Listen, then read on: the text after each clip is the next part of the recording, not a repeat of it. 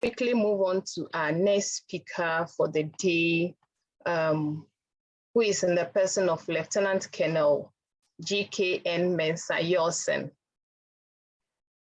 Ph.D. He is a military personnel with the Ghana Armed Forces. He holds a Ph.D. in international relations and has commanded many United Nations peacekeeping operations across Africa and beyond. He currently teaches at the Command Staff College in Ghana.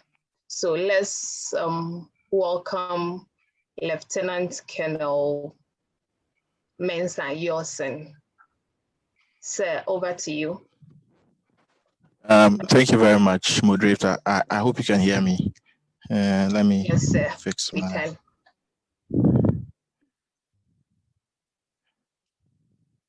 Hello? Yes, sir, we can hear you. Thank you very much. And I'm very grateful to the organization for giving me this opportunity to present some research that I have done some time ago. Let me try to share my screen.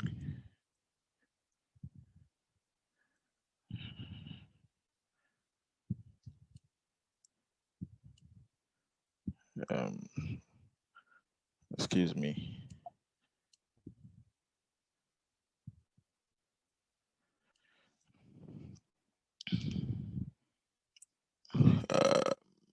Where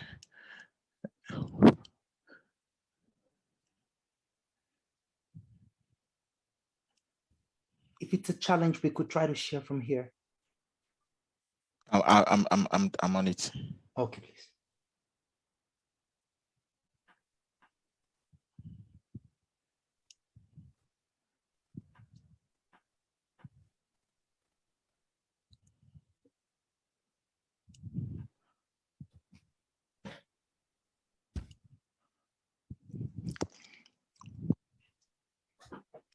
Is it working now?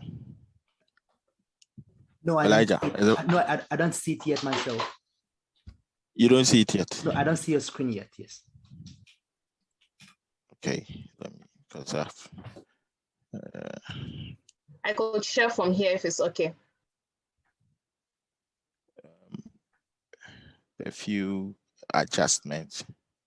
Okay.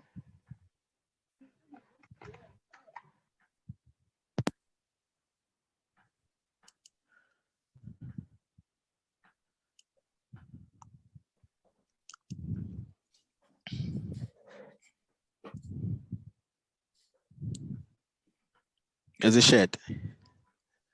Nope. Not yet, please. Not yet. Mm-hmm. Oh.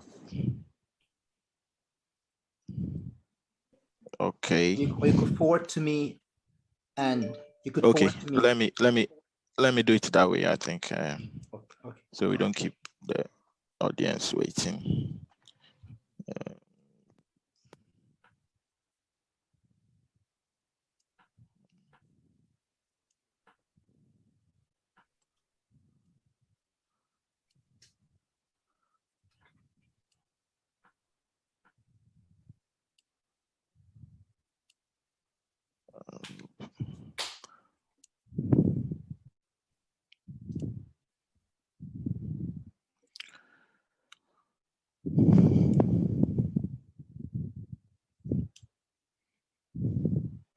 Okay, so I've sent it.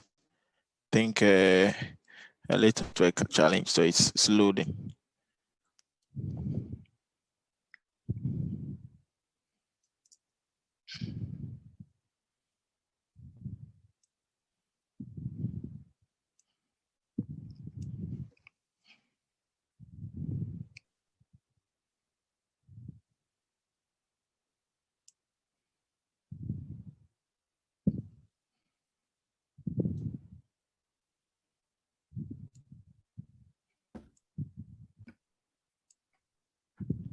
Just a moment, please. It's loading. It's coming in. It's coming in.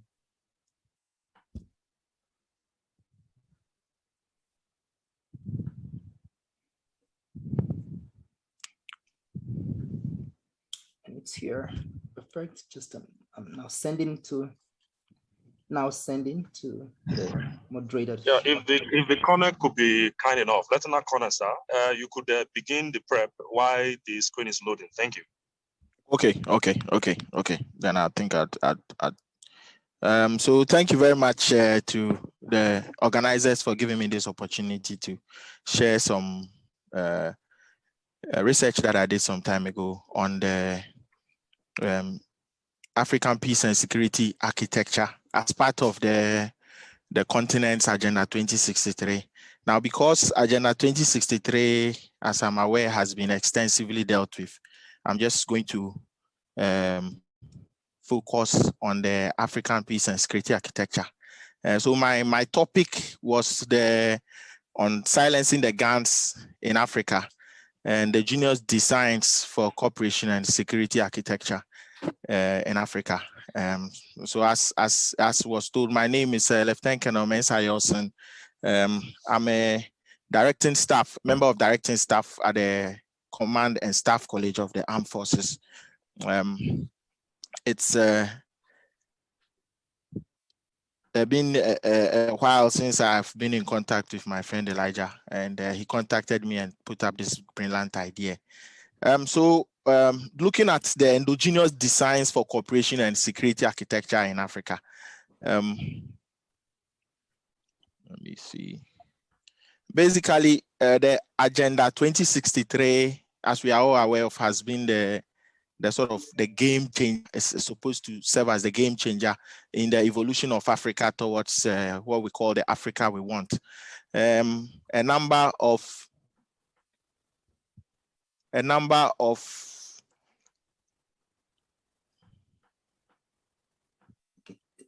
You need the screen moving, right?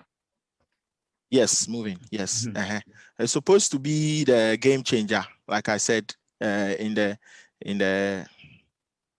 evolution of Africa towards its objective. That is what we call the African we want, as an ideal condition, which you can equate to the African dream, like what the Americans have, and ideally should be the result of a collective African effort to move the system from what the story has been now. Now, the aspirations, the 7 aspirations and the 8 goals are what I have depicted, and I'm sure people have dealt with it extensively. So I focus on the peaceful and secure Africa as part of as part of the aspirations that are given us in the Agenda 2063. Please, next slide, please.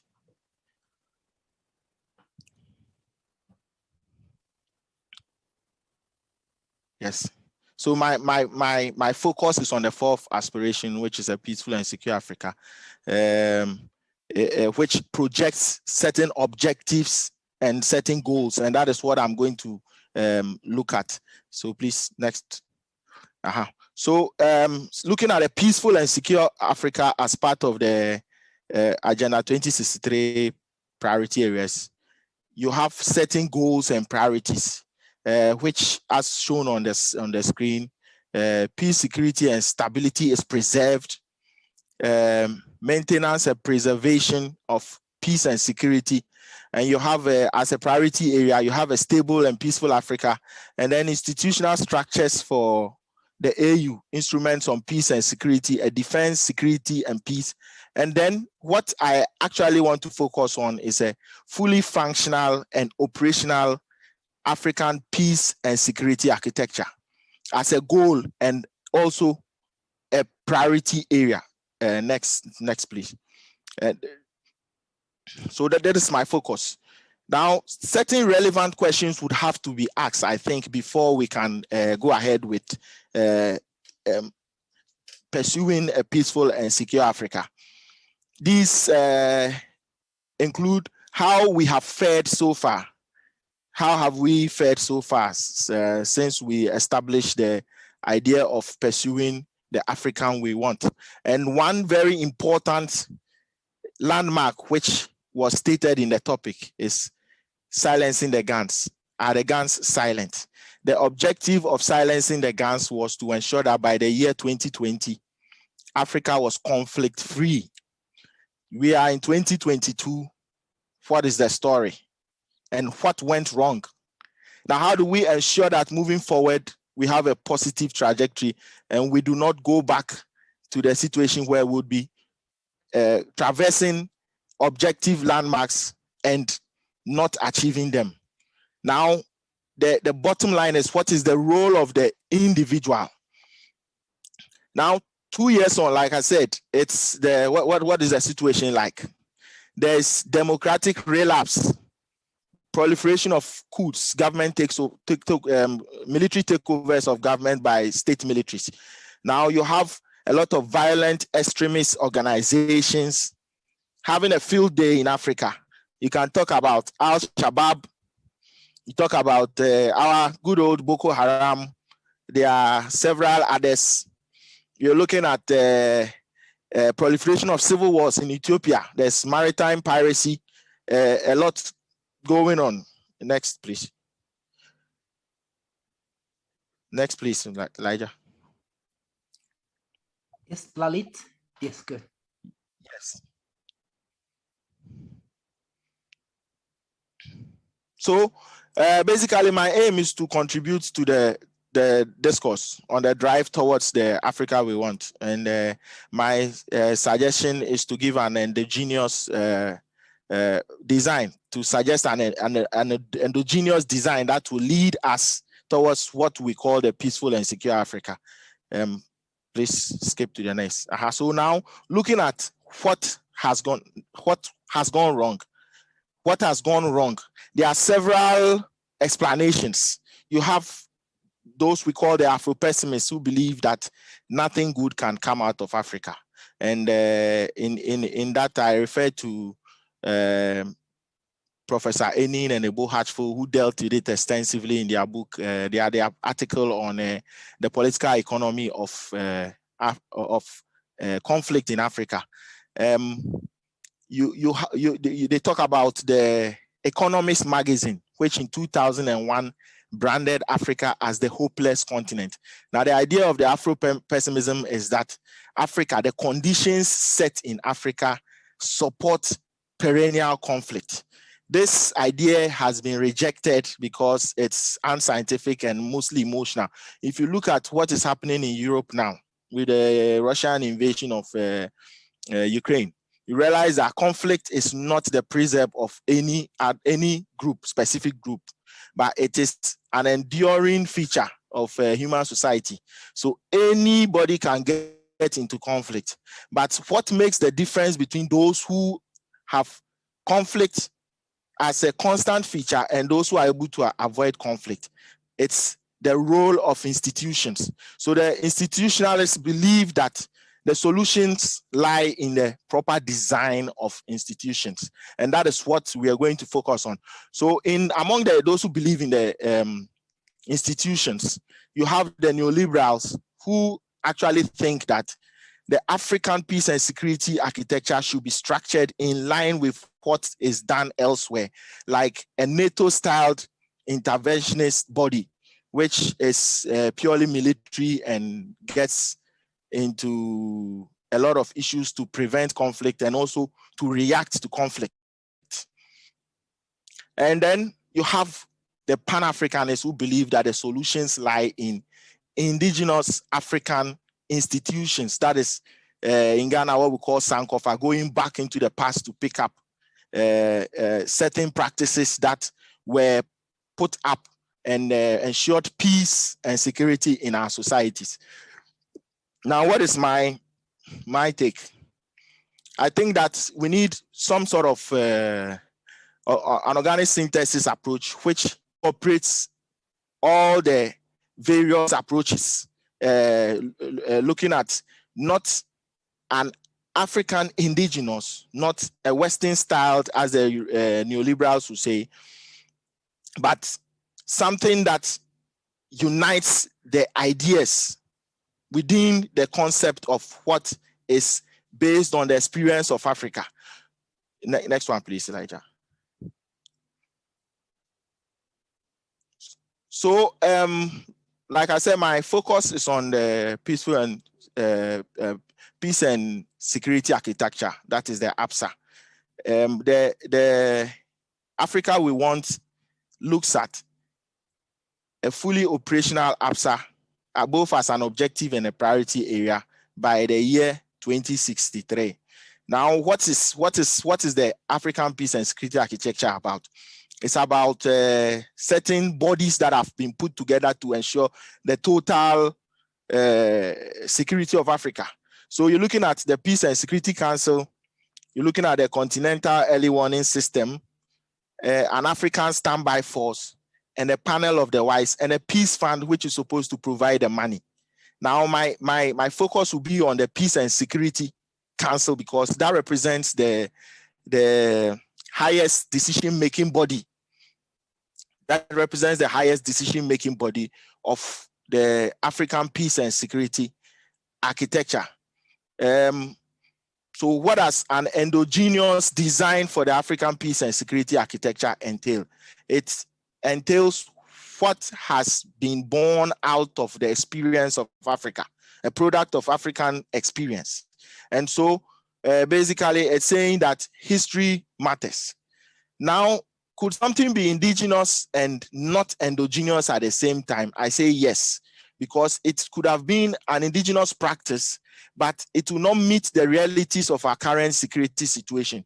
So even though the Pan-Africanists suggest indigenous African practices, when you examine it carefully, you realize that some of those practices were structured to regulate peace and security within communities that were mostly not very similar to what we have today. So bringing back certain ancient African practice or indigenous African practices may not necessarily lead to the realization of the dream that we form. But whatever has been born out of the recent experience of Africa is very necessary. And so I look at the role of leadership. And in evolutionary studies, you say that you should have gone through the mechanism of variation, selection, and inheritance. So next one, please, Elijah. So now I focus on the highest decision-making body because everything that happens within the African peace and security architecture is a fallout from the decisions taken in the Peace and Security Council. So we focus on leadership in the Peace and Security Council and how is leadership designed, because the design determines the outcomes of the body. So how is it designed? Currently, as I speak, the distribution of influence within the Peace and Security Council is structured such that every state in Africa, irrespective of its capability, has equal opportunity to access leadership. So you can have a country that is actually in conflict sitting on the Peace and Security Council of Africa, making decisions that is supposed to prevent conflict. Governments that are actually causing domestic problems in their countries, human rights abuse, have the ability to sit on the Peace and Security Council based on their lobbying power because the system is democratic. But the problem is in Africa, you don't have all states equal. If you refer to the Peace Fund contributions, you realize that the continent has been grouped into 3 different tiers. You have tier 1, tier 2, and tier 3 based on the contribution. Now, majority of the funds, are provided by the tier 1, but then the decisions are made by tier 2 and tier 3 people in some cases, which is actually problematic in terms of the leadership design for the African continent. Now, the idea of a consensus, they call it the consensus building, what our ancient people call the Palava system. It's believed that the African form of conflict resolution is not based on apportioning blame, but is based on getting all parties to accept to build consensus. But what we fail to focus on is that even within the consensus building, power plays a significant role where certain powerful kings who have the ability to punish and ability to reward were made arbitrators. And so looking at this particular graph is just to show what I just said, that there are three contributors, three categories of contributors. So you have tier 1 state, 5 states in Africa contributing as much as 47% of the total funds that is used to build run the institution.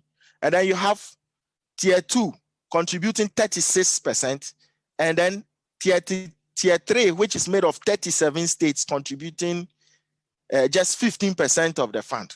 But then you have a lot of the tier 3 people on the Peace and Security Council. And because distribution of influence on the Peace and Security Council is made based on equality, tier 3 states are giving making the rules for the tier 1 states to provide the money for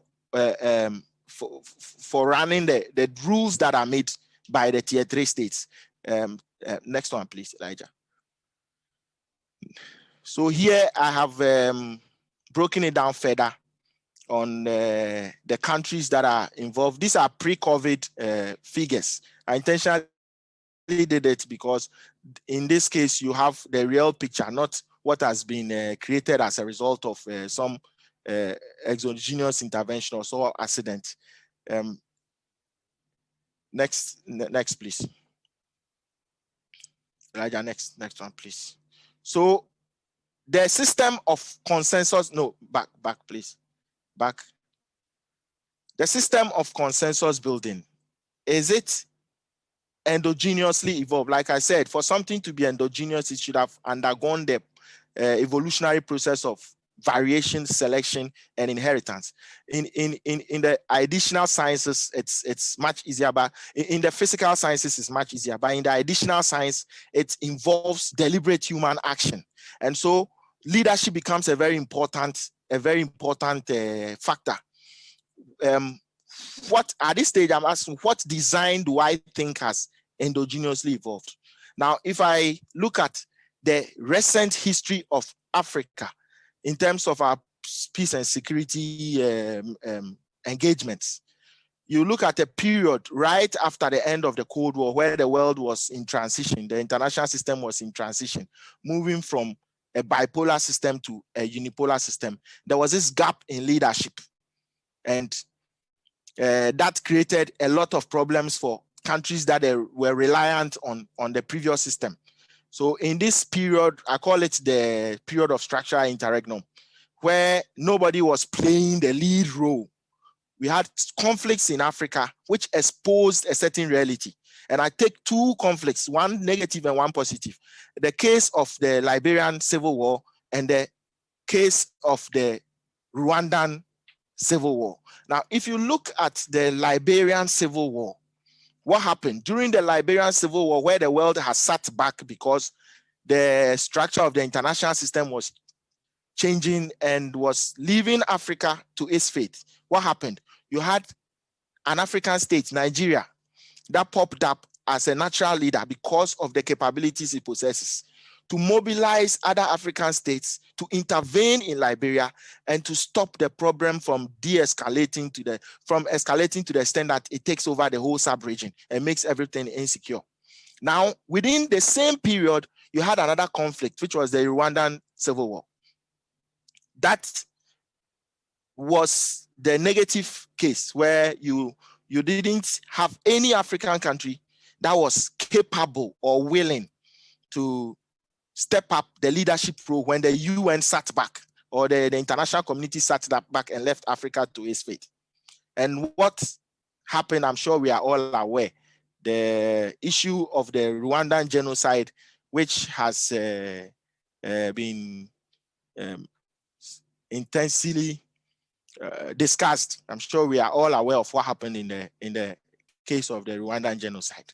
So these two situations sort of represents some sort of additional variation in the evolution process of Africa.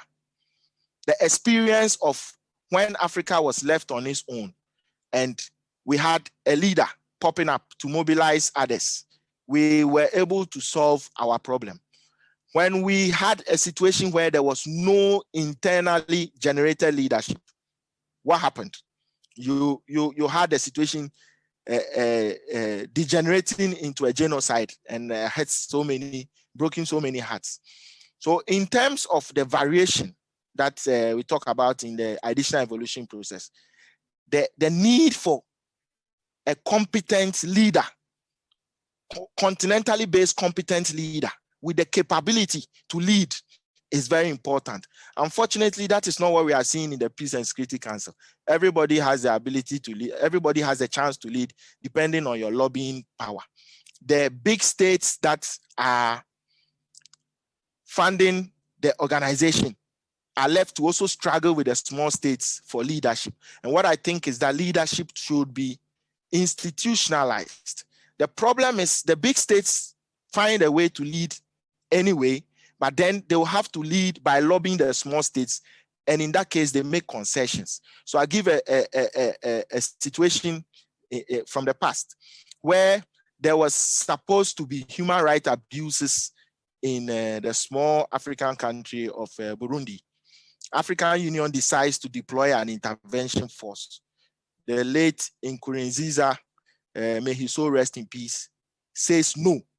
An African Union with all its might is not able to make a move because Nkurunziza is backed by Tanzania, a powerful player in the region. Now, if Tanzania's role as a leader had been institutionalized in the African Peace and Security Architecture, that is the Peace and Security Council, Tanzania forms a part of the decision to deploy and so will not back the troubled government to resist African intervention.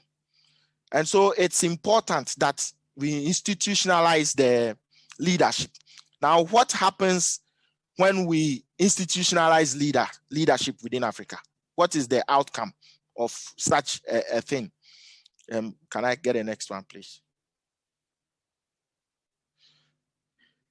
So what is the effect when natural leaders are given the role to lead? One, they engage in what we call norm diffusion. There is a concept in security which says that you cannot build a security community without shared assumptions. The biggest problem that I have experienced in the ECOWAS West African Brigade, that is the African Standby Force, is that whenever we meet the problem of interoperability, you have Francophones doing things in a certain way, the equipment are mostly French-based, and you have Anglophones also doing things in a certain way. And so operating as a unified force becomes a problem. Why? Because there are no shared assumptions. Now, when you have a security community with no shared assumptions, people tend to interpret ideas differently, and it leads to conflict instead of solves conflict. And so giving the natural role to leaders and giving them the opportunity to influence the system would rather help the system to provide shared assumptions, norm diffusions, and then interoperability doesn't become a problem anymore. Now, when you have intersubjective meanings and shared assumptions, I see that in ECOWAS, it's happening a little. For instance, now you can there's a lot of cooperation between Ghana and Nigeria. You can see that even the Air Force ranks within Ghana and Nigeria is unified. Formerly, everyone was using his own, but now it looks similar because of that intersubjective meanings that we've built over time. What we see as a threat should be what someone in Nigerian army sees as a threat. But it all begins with giving the leadership, institutionalizing leadership such that those with the capability to lead will lead. Can I have the next one, please? Now, when shared assumptions become the norm within the security community, what role does the individual create? We need to come to terms with it and accept that certain African countries have the capability to lead, and let them lead. And we support them to lead. The individual, we shouldn't see, and these shared assumptions will come in the form of language, understanding of concepts, culture, and arts, integrated markets. So as an individual African living on the continent, you should be prepared to subject yourself to whatever comes from a different African country in terms of why shouldn't I listen to music from Nigeria? Why shouldn't I be prepared to speak a language that is not indigenously mine, but has been selected as an African official language, whether it's Swahili or Hausa? I remember suggesting some time ago that Hausa should be made a West African language, and I got a lot of opposition. But this is how you build a security community, by creating shared assumptions. When two African soldiers meet from different countries, they shouldn't speak English or French, because we meet and the Francophones cannot communicate with the Anglophones because there's no shared assumptions. In the Ivory Coast, there was a body that was constituted of Ghanaian soldiers, Beninois soldiers, and soldiers from Benin, from Niger. Now, anytime they met, the Ghanaians could not speak French. The Francophones could not speak English. The Ghanaians spoke Ewe to the Beninois, and then they spoke French to the Nigerians. When you had a Ghanaian who could speak Hausa, he spoke Hausa to the Beninois, to the Nigerian, and he spoke French to the distant. It was beautiful, but it should not be so. We should have common African languages so that forces can operate, and it would come with individuals accepting the fact that we need to build shared assumptions, creation of common languages, accepting culture from other countries, clothing, films, music. There's nothing wrong with dancing to Botswana music. And then patronage of continental goods and services. So we're talking about after continental tourism, we normally think about going to Dubai rather than going to, let's say, Walvis Bay in Namibia for what all the desert safari that we want. Education, we would rather go to school in Harvard than going to school in South Africa or going to university in Kenya. And health, when you are sick, you prefer to go to Dubai, but there is enough on the continent. And I think in order to get all these things, it's about creation of that intersubjective meanings and shared assumptions, which will start with the design of the Peace and Security Council, where all the major decisions are made for the African. It transcends security. It's like a security development nexus. It transcends security, goes into civil patterns of behavior and back into security. So to conclude, I think we need to redesign the peace and security architecture and institutionalize leadership, allow states to lead that have the capability to lead, and create a competent-based criteria for ascension to the Peace and Security Council. It shouldn't be as a result of lobbying. It should be as a result of meeting certain competent-based criteria that have been set for everybody. And then those who sit there should be given the chance to move us. When we struggle amongst ourselves, we have external or extra African actors coming in. So the French are very predominant in Africa because we see ourselves more as Francophones than Africans, or Anglophones than Africans.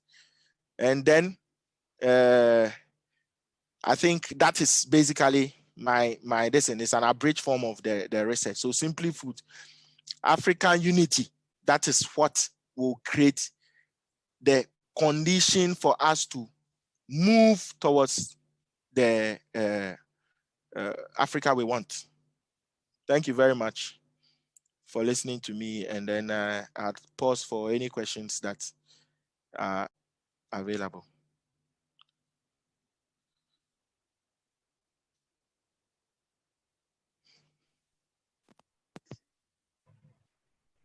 Indeed. Hello? Indeed. Simply put, African unity as a product of accepting leadership from Africa. Thank you very much, Lieutenant Colonel Mensah-Yawson. All right, we have a few hands up. I'll call from the first on my screen. Ria, please, you have the floor. Good evening, Colonel.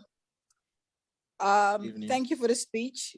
I really loved it. Great presentation.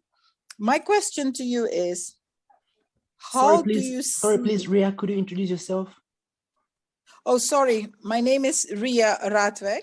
I am the, the founder and CEO for IDFA, I Do It for Africa. And I really liked your presentation. Indeed, everything you say, I agree with it. But then my question is, how do you think this can be implemented? That I call it what you were suggesting, patriotism, grows on the continent where people really are more interested in focusing on developing the love for the continent, because it begins with love. If you want to speak or be able to communicate with your neighbor or fellow Africans, it starts with love for the continent, first for the land instead of people. Let's call it for the land first. And how can this be implemented?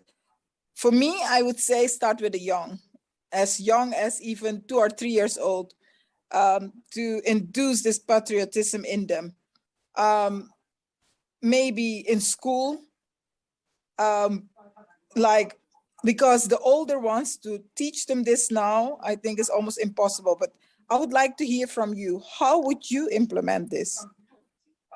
Okay. Maybe I'll take like 2 or 3 questions and then I'll answer them in turns. Hello? Yes. Hello? Mm-hmm. Yes, please. Yes. Can I get 2 other questions, then I'll answer them in turns so that there's the break. Yes, sir. Yes, sir. So Disney, you can ask your question, and then after Disney, Debbie, you ask your question. After these 3 questions, any other questions should please be directed to the chat box. We'll tackle them later. Thank you very much. All right. Thank you. Thank you, everyone. Thank you, Dr. Jojo Mensah, for the great presentation. It's very important to, when we think about African development, of course, we should think also in peace. We to have a peace. And indeed, peace is one of the SDG, one of the SDG. So the question is, as we can see what's happened in Africa, a lot of African countries, they have some internal conflict, as you mentioned in Rwanda, but nowadays we can see conflicts in, for example, Mali, some attack of the government. We see what's going on in Ethiopia, in Guinea. So the question is how military institutions work and collaborate together in all African countries to reduce or to mitigate this kind of conflict. Thank you. Okay, thank you. Next one, please. Next question by Debbie, right? Debbie, please, you have the floor. Okay. Hello, good evening. So my name is Debbie from Nigeria. So I first of all want to appreciate you for this presentation. Very, insightful, it's very good. And I'm privileged to be here to be a participant of this presentation. Okay, so you mentioned the language barrier, and which I think is actually one major one major thing that we need to look into. You mentioned Hausa. So as a Nigerian, I'm like, okay, Hausa, why Hausa? But still, I understand where you're coming from. You feel Hausa is actually one of the most spoken local dialects in Nigeria. But looking ahead of only West African countries, I some times ago also was speaking with some Africans and like some African friends, and I kind of made a mention of this language barrier as one thing that we need to tackle, and I actually came up with Swahili because I think Swahili is one of the most spoken African language in Africa, and trust me, we can go beyond just West Africa business and use this language. So, okay, and I think my question is kind of like similar to Mrs. Rhea's question, like, what do you think, apart, like, you know, it's actually going to be very hard for you to convince people to use one language if the origin of that language actually not an origin that we are ready to accept. You know, you have to first for accept those people first before you can try to accept their language. Like you want to be like, okay, if I accept your language, like what's the benefits? How does it benefit me? And how has the language itself even benefited your country? Kind of way, you understand? So I don't know what actually made you to think that we need to use ourselves, or maybe like okay, so maybe you could like give us more insights on how we can actually adopt like a language to, you know. So thank you very much for your question. And I agree with you. It's not as easy as said. What you need to bear with me is my research was based on theory. And so theory shows a particular outcome or a particular reality. It's you need to stick to it. And I talked about the issue of I used social evolutionary theory, focusing on the mechanism of variation, selection, and inheritance. And so even though it may sound idealistic, that is what I've come up with. Now, the issue of how do you come to accept something that is not actually yours in the actual sense? It's true. It's not easy. Why should I speak Hausa when I have my Fanti language that I can speak? But you see, we look at best practices from across the globe. They say you should think international and act local. Why do we think Europeans are prepared to accept English as an official language? Is it because the Germans like the English so much, or the Germans believe that they are English? Is it because the man from Montenegro has to learn English because he thinks that the Englishman is better than him? No, it's about being practical with your thinking, being rational. So when you do rational choice calculations, when there's an outcome, you see it as an outcome that is maybe not your preference, but rationally leads to an advantage. I don't know if you understand me. It leads to an advantage. So you are thinking rational. We call it cooperation out of discord. You are cooperating with your adversary or your rival because you believe that cooperation produces better outcomes than discord. If two, like, and that is what we talk about when we talk about mutually assured distraction in nuclear warfare. Two nuclear powers will never attack each other, no matter how they hate each other. Rather, they cooperate because they acknowledge that cooperation is mutually beneficial. Discord will lead to mutually assured distraction. So I am accepting the Hausa man's language, not because I believe that I love Hausa so much. But by the way, I suggested Hausa because Hausa is, as far as I'm concerned, one of the most spoken languages across West Africa because of the activities of nomads and traders. So Hausa is spoken in Ghana. You go to certain parts of Cote d'Ivoire, you get people speaking Hausa. In Liberia, you get people, and I have traveled across West Africa on various peacekeeping in Cote d'Ivoire, Sierra Leone, Liberia, and I can assure you that you have, because of the activities of nomads and traders, you have Hausa spoken as the most extensive language. Yes, Ewe is also spoken in Ghana, Benin, and Togo. I don't know of parts of Nigeria, but I just use Hausa as an example, not as a suggestion.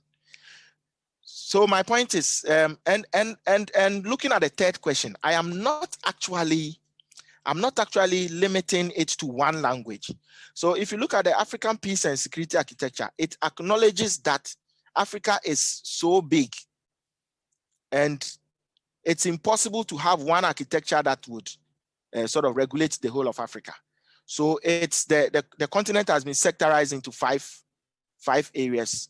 You have a brigade or a standby force dealing with each area. So in West Africa, we have the West African Standby Force with its centralized command under ECOWAS.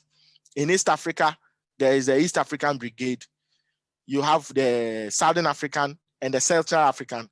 The North African Brigade is not very operational because obviously you have issues of acceptance, but then it's also, you have people who admit. So you could have one language or two languages as official in West Africa, where everyone is made to learn it in school from the infancy. And I agree with the first person who said that we should start from the kids. From infancy, one language is taught in school, be it Hausa, Yoruba, Igbo, Ewe, or Akan. And over time, two West Africans who meet will be able to communicate. So two West African soldiers operating in an operating theater will be able to speak a language that they understand, that the adversary, who, if it should be a foreigner, will not be able to understand. That is beautiful, and it helps in interoperability. But the bottom line is being rational with your choice, knowing that this, even though I don't like it, it is to my long-term advantage. Like taking medicine, nobody likes paracetamol, but at the end of the day, you either take paracetamol or you endure headache. So we end up taking that bitter pill just to eliminate headache.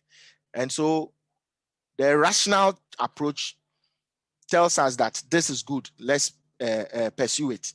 Now, for the second person who talked about Disney, was it Disney, right? Conflicts and how do we mitigate it? The peace and security architecture is supposed to address conflicts at all levels, including, well, maybe not domestic fights between husband and wife or siblings, but including ethnic conflicts. You're looking at civil wars, you're looking at interstate conflicts, and then issues of invasion from extra African powers. The peace and security architecture is supposed to address it in one package. But then the question is, how realistic is it? That comes to the point that I was trying to make.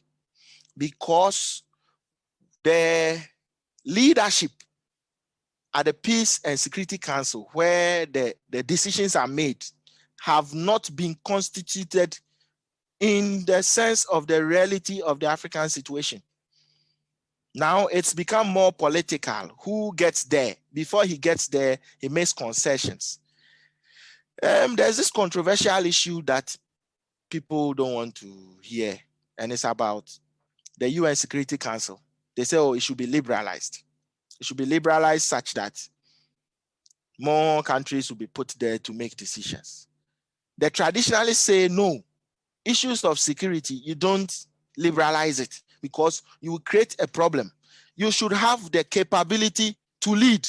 You should have the capability to punish. You should have the capability to address issues before you are given leadership role in terms of security concern. It is not an issue of, oh, we should all have a say. No, it's not. It doesn't work that way. So the Peace and Security Council of the African Union, I believe that redesigning it in line with the realities on the ground, and that's what I talk about, variation, selection, and inheritance. The conflicts that I mentioned, Rwanda and Liberia, was sort of part of the variation of Africans' reality. After that, what lessons were learned? That is the selection process, additional selection. And then how have we passed on as institutional designs moving forward? Have we designed our institutions based on what was selected out of the difficult times when the world abandoned Africa. And the bottom line is, when the world abandoned Africa, there were certain states that popped up with the capabilities to lead, and that is what sent the system back into normalcy. In Liberia, when the world abandoned Africa, there was nobody to lead in Rwanda. We were still begging the United Nations. We were begging the United, and they said, no, it's not genocide, so we are not deploying. Rather, let's pull out the force that exists there. And then people were killed. But if we had had an African mechanism which creates the opportunity, and you see, creating African leaders, subjecting ourselves to their leadership, is not just an issue of what you want to do. Like I said, it's a rational thing. We've created a AFTA, that is the African Continental Free Trade Agreement. It's also been created in the same fashion of everybody having a say. But we realize that there are influential actors, and if you don't make the system such that it meets their interests and they decide to pull out, if Nigeria pulls out of AFTA, that is a market of almost 200 million lost. If South Africa pulls out of AFTA, then basically there's nothing to. So when you are creating such institutions, not just in security, you need to factor the interest, because why would a tier 1 state or 5 tier 1 states provide 47% of the funds for running the institution, only for 37 states that are providing just 15% to make the decisions? Then they start questioning their interest. And when they question their interest, they pull back. And when they pull back, the system collapses and nobody leads. Then we now fall to the mercy of the international community that is also looking at its interest. So we need to build our institution, design our institutions around the capabilities of our leaders as a form of rationality, and it to transcend through the spectrum of conflict and help address. But to answer your question simply, there's a mechanism in place. It's just that it's not being fully explored or operational. That's why there's conflict all over the place. And that is why I'm suggesting a redesigning of the institution. I hope I can leave the answers here so that I don't take too much time from the, Thank you. The rest. Thank you very much, Lieutenant Colonel Mensah-Yawson. Welcome. We do apologize to Professor Carl Oshodi and Yusuf. Kindly put your questions in the chat box. We'll address them after we've heard from our last speaker. Unfortunately, we are running against time. So once again, my apologies. All right, so let me introduce our final speaker for the day. Definitely not the least of the speakers.